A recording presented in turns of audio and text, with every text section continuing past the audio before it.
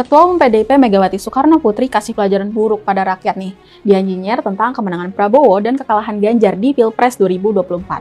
Secara terbuka, dia bilang hasil Pilpres kemarin itu direkayasa. Saya yakin pilihan saya, Pak Ganjar sama Pak Mahfud itu bakalan menang. Ih, kok bisa kalah ya? Sudah gitu nomor 3 lagi, gile, ujar Mega. Pernyataan ini disampaikan dalam HUT PDIP ke-52 pada 10 Januari 2025. Ini rekayasa dari mana ini? Saya kan kepengen belajar juga kayak begituan. Katanya lagi disambut tawa para pendukungnya. Guys, macam ini nggak layak ditiru ya. PDIP memang kecewa banget dengan kekalahan Ganjar. Ganjar itu kan semula sempat menempati posisi tertinggi sebagai capres dalam berbagai survei. Tapi memang survei-survei juga menunjukkan bahwa dalam beberapa bulan sebelum Pilpres, suara Ganjar itu terus turun pesat. Akhirnya, Ganjar cuma didukung 16% rakyat, sementara Prabowo didukung 58%.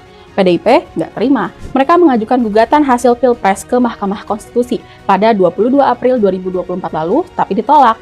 Mereka juga mengajukan gugatan kepada PT UN 7 Mei 2024, namun hasilnya sama, ditolak. PDIP juga melakukan konsolidasi internal dan menyatakan sikap bahwa pemilu kali ini adalah yang terburuk dalam sejarah demokrasi.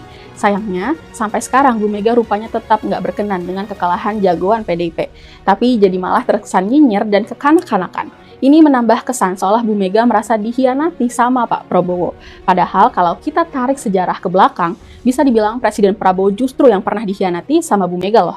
Ini terjadi dalam Pilpres 2014 lalu, di mana PDIP mengusung nama Jokowi Yusuf Kala sebagai capres dan cawapres. Waktu itu Jokowi bertarung melawan Prabowo Hatta yang didukung Gerindra. Nah, ini bisa dianggap sebagai pengkhianatan karena 5 tahun sebelumnya, Megawati dan Prabowo itu pernah berpasangan sebagai capres dan cawapres. Bahkan, menandatangani perjanjian batu tertulis. Salah satu isi perjanjiannya adalah Megawati akan mendukung Prabowo sebagai presiden dalam Pilpres 2014. Ternyata, pada 2014 Megawati mengabaikan begitu saja perjanjian tersebut. Dia dan PDIP mengajukan nama Jokowi, bukan Prabowo, sebagai capres. Pengkhianatan terhadap perjanjian ini sempat menimbulkan ketegangan hubungan Prabowo-Mega. Tapi, kubu Mega berdalih, kesepakatan itu diambil dengan satu syarat tertentu. Megawati akan mendukung Prabowo pada 2014 kalau dia dan Prabowo menangkan Pilpres 2009. Masalahnya, pada Pilpres 2009 itu, Megawati dikalahkan SBY. Karena kalah, ya nggak wajib lah perjanjian itu dipenuhi.